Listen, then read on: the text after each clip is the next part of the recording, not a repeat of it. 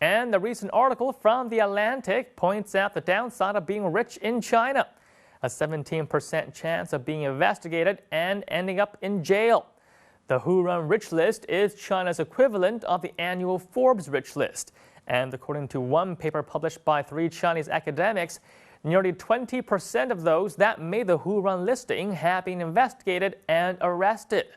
Now, this has given Chinese media reason to call this and other rich lists fat pig killing lists, a list of targets most likely headed for the so-called slaughterhouse. Now, Rupert Hoogworth, the founder and CEO of Who-run Report, disputes the findings.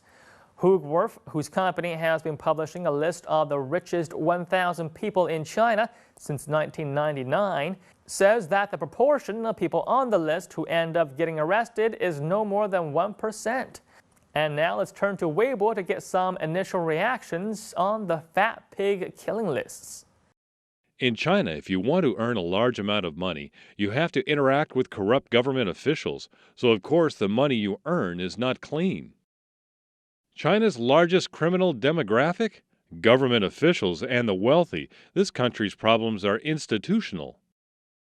How many rich and powerful people in China can say their money came from completely legitimate roots?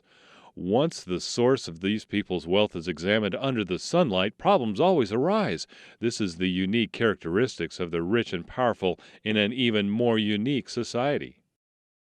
There are 2 types of rich people in China. The first type is government officials. The second type is those people and organizations that have a good relationship with government officials. Actually, this news is a good thing. It shows that there is some sort of result from government initiatives to fight corruption. That this country's wealthy cannot withstand the investigation into the sources of their wealth means that there is a problem with this country's business environment. Business people that become rich overnight are a source of grief for this country's governance system. John Busey of the Wall Street Journal once made the observation that very soon after China's wealthiest get publicity, their share prices of the companies they own typically decline.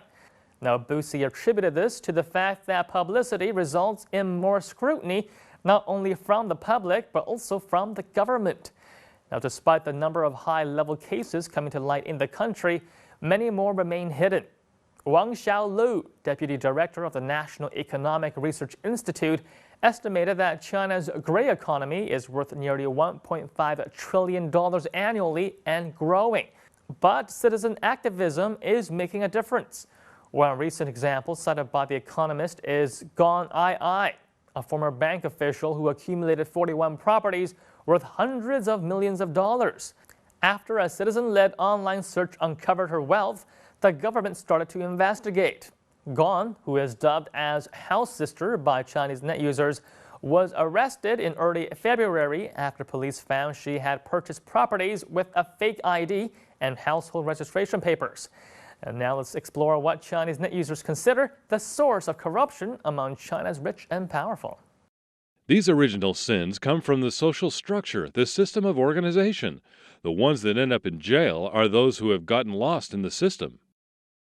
I think we have stopped investigating and arresting corrupt business people a long time ago. We have allowed collusion between business people and government to run unchecked. We only start to investigate after these people become billionaires. Then it's too late because they have already emigrated.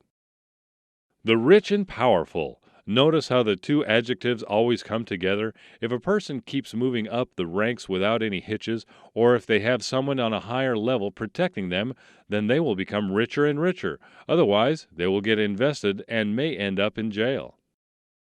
The political system does not change. The judicial system is not independent. Anti-corruption campaigns have become a source of internal strife. There is no such thing as most corrupt, only more corrupt. Deng Xiaoping, the Chinese leader behind China's economic reforms in the late 1970s, famously advocated to let a few people get rich first. During the last 6 years, the number of Chinese billionaires has risen from 15 to 250.